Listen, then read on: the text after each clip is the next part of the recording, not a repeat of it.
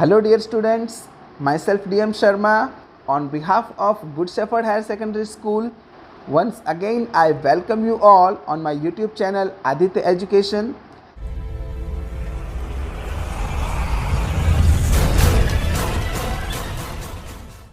In the last video we had started our first chapter, Introduction to Computers.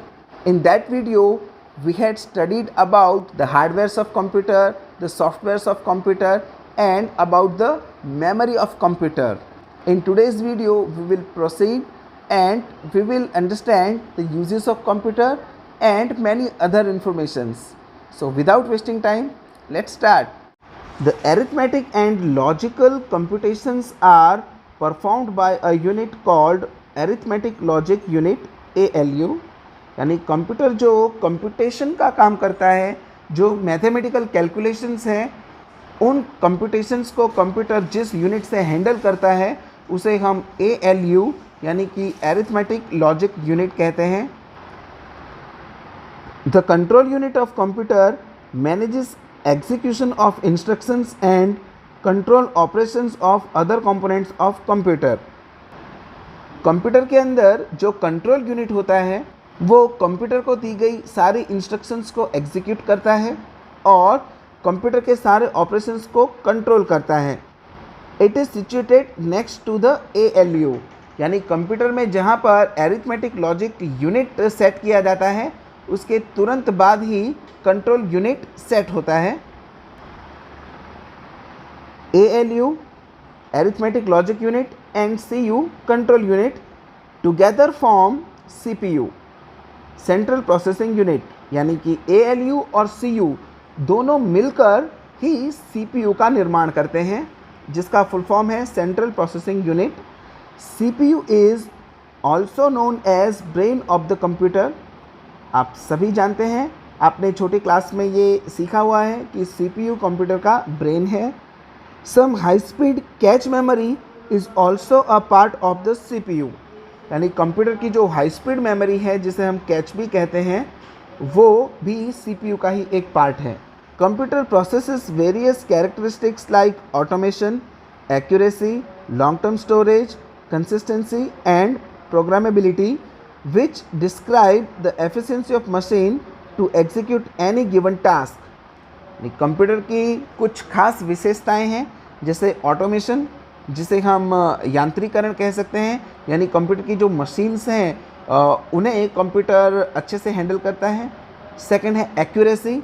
Accuracy मतलब computer एकदम accurate काम करता है. यानी कि अगर कंप्यूटर को गलत कमांड ना दिया जाए तो कंप्यूटर एकदम एक्यूरेट आंसर या सॉल्यूशन आपको देता है. इसके अलावा लॉन्ग टर्म स्टोरेज, कंप्यूटर आपको लंबे समय तक आपके डेटा को स्टोर रखता है. कंसिस्टेंसी, कंप्यूटर कांस्टेंट काम कर सकता है, कंप्यूटर को थकान नहीं लगती. हमारे जैसे इंसान कोई काम करते हैं तो कुछ समय बाद उन्हें थकान लगती है, उन्हें रेस्ट की ज़रूरत होती है. बट कंप्यूटर की कंसिस्टेंसी लाजवाब है, कंप्यूटर कांस्टेंट वर्क कर सकता है. एंड प्रोग्रामेबिलिटी मतलब कंप्यूटर को हम जैसा चाहे वैसा प्रोग्राम कर सकते हैं, जैसा चाहे वैसा उससे काम करवा सकते हैं. तो which describe the efficiency of machines to execute any given task. यानी ये सारी कैरेक्टरिस्टिक्स कंप्यूटर की एफिशिएंसी दिखाते हैं जो ये दर्शाता है कि कंप्यूटर दिए गए किसी भी काम को करने में कैपेबल है. Now we will see some uses of computer. So friends, computer is useful in different areas like ticket reservations. आपने देखा होगा कि आजकल हम ऑनलाइन रेलवे टिकट या एयर टिकट बुक कर सकते हैं. बैंक ऑपरेशंस, आजकल नेट बैंकिंग और मोबाइल बैंकिंग की फैसिलिटीज़ अवेलेबल हैं तो हम घर बैठे बैठे हमारे बैंक के ऑपरेशंस जैसे कि किसी को मनी ट्रांसफ़र करना, कोई प्रोडक्ट परचेज़ करना, ये सारे बैंक ऑपरेशंस हम इजीली कर सकते हैं. Inventory management. Friends, inventory management ये इंडस्ट्री से रिलेटेड है.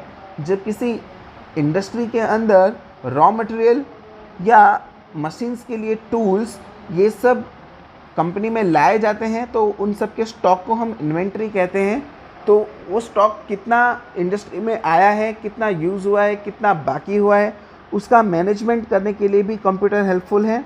एंड मैन्युफैक्चरिंग सपोर्ट यानी कि किसी भी इंडस्ट्री में कितनी चीज़ें मैन्युफैक्चर हुई हैं उनके डेटा का रिकॉर्ड रखना, एंटरटेनमेंट के लिए, टीचिंग के लिए, financial, accounting, corresponding and publishing के लिए, space applications, robotics, email and chatting, इन सभी काम के लिए कंप्यूटर का उपयोग किया जा सकता है। Even though computer is multi-purpose and multitasking machine, it cannot perform any task on its own and needs data and step-by-step machine understandable instructions to perform the given task। तो फ्रेंड्स, अभी हमने देखा कि कंप्यूटर कितनी accurate machine है, कितनी powerful machine है और मल्टीपर्पज़ और मल्टीटास्किंग है, लेकिन फिर भी कंप्यूटर अपने आप कोई भी काम नहीं करती। कंप्यूटर को जो इंस्ट्रक्शन दिए जाते हैं, उन इंस्ट्रक्शन और जो मशीन अंडरस्टैंड कर सके वैसी लैंग्वेज में इंस्ट्रक्शंस दिए जाते हैं, जिसे हम प्रोग्राम्स कहते हैं। तो उन प्रोग्राम्स और दिए गए कमांड्स के थ्रू ही कंप्यूटर आपको दिया हुआ काम करके देता है। So this set of instructions is called programme. जैसा अभी हमने डिस्कस किया कि जो कंप्यूटर की प्रोग्रामिंग लैंग्वेज में इंस्ट्रक्शंस हम उन्हें देते हैं, उन्हें हम प्रोग्राम कहते हैं और उस प्रोग्राम के अंडर ही कंप्यूटर काम करते हैं। The logic written for getting the given task done using an algorithm is known as software.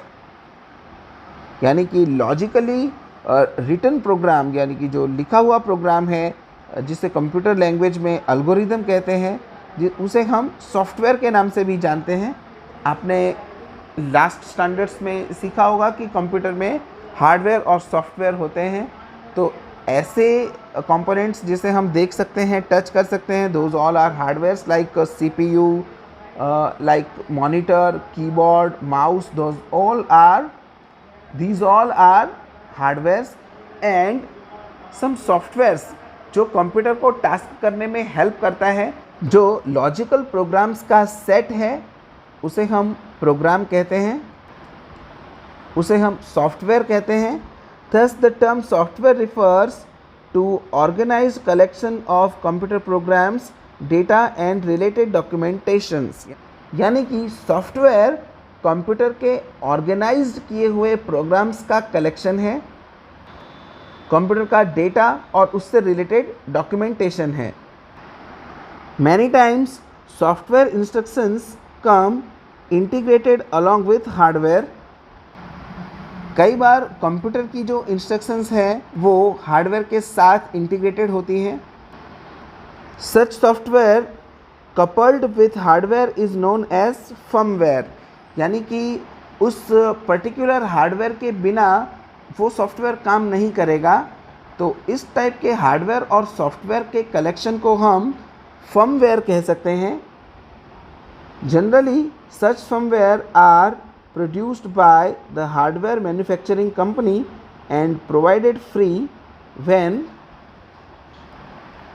यानी कि जनरली इस टाइप के जो फर्मवेयर्स हैं, यानी कि हार्डवेयर सॉफ्टवेयर का कलेक्शन है, वो हार्डवेयर मैन्युफैक्चरिंग कंपनी के द्वारा ही तैयार कराए जाते हैं and provided free when one purchases the hardware. यानी कि जब कोई उस हार्डवेयर को परचेस करता है, ख़रीदता है, उस वक्त ही ये सॉफ्टवेयर अवेलेबल करवाए जाते हैं। For example washing machine, traffic signal, digital camera, microwave oven etcetera have some software programs inbuilt in the device. यानी कि आपने देखा होगा फ्रेंड्स, आपके घरों पर जो वॉशिंग मशीन है वो सॉफ्टवेयर के साथ में आती है, उसके अंदर खुद का सॉफ्टवेयर होता है। जो ऑटोमेटिक वॉशिंग मशीन है उसे पता है जस्ट आपको एक बार कपड़े डालकर पानी ऑन करके स्विच ऑन कर देना है, कब पानी लेना है, कब पानी बंद करना है, कितनी देर घुमाना है, और ऑटोमेटिकली वो आपके कपड़ों में से सारा पानी ड्रेन करके आपको कपड़े सुखाने के बाद अलार्म भी देता है कि आपके कपड़े रेडी हो चुके हैं। तो ये सारे प्रोग्राम्स जो वॉशिंग मशीन कर रही है वो सॉफ्टवेयर के थ्रू करती हैं। तो बिना वॉशिंग मशीन हार्डवेयर के वो सॉफ्टवेयर यूज़लेस है और बिना उस सॉफ्टवेयर के वॉशिंग मशीन का हार्डवेयर यूज़लेस है। तो इन दोनों का कंबाइंड प्रोग्राम उसे हम फर्मवेयर कहते हैं। बिल्कुल ऐसे ही डिजिटल कैमरा का भी अपना सॉफ्टवेयर होता है। फ़ोटोज़ लेना, उसे ज़ूम करना, उसे क्रॉप करना, इस टाइप के सॉफ्टवेयर्स वो डिजिटल कैमरा के अंदर आते हैं। आजकल डिजिटल कैमरा आपके स्मार्टफोन्स में भी अवेलेबल है और ये सारे फंक्शंस आप उसमें भी कर सकते हैं। माइक्रोवेव ओवन में भी सेम चीज़ है, उसके अंदर भी अपना खुद का सॉफ्टवेयर आता है। तो फ्रेंड्स, इसी के साथ ये चैप्टर यहाँ पर ख़त्म होता है। आई होप जो इन्फॉर्मेशन मैंने आपको दी है वो आप सभी को अच्छे से समझ में आई होगी। If you still have any doubt you can ask me in the comment box और you can ask me on my email address, या आप मुझे इंस्टाग्राम पर भी DM कर सकते हैं। If you still have not subscribed my channel, then please subscribe it so that you will get the notifications of my next videos in advance. So friends, see you soon in the next chapter. Till then, keep study and stay at home. Goodbye.